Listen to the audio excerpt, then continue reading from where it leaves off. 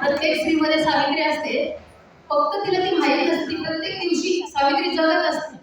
पण आजच्या ज्या नाटकाने किंवा त्या कलाकारांनी जे दाखवून दिले की सावित्री प्रत्येकीमध्ये आहे, ती फक्त तिला जाणीव करून दिली पाहिजे. हा प्रत्येक शिकलेल्या महिलेसाठी हा प्रश्न आहे की आपण सावित्री झालो आहोत. सावित्रीची कन्सेप्ट ॲक्च्युली काय आहे, म्हणजे फक्त त्यांनी शाळा उघडली किंवा शिक्षणाचा मार्ग खुला केला इतकाच नसून स्वाभिमान काय आहे किंवा एक व्यक्ती म्हणून जगणं काय हे सावित्रीबाईंनी शिकवलं आणि ते तुम्ही खूप योग्य पद्धतीने मांडलं.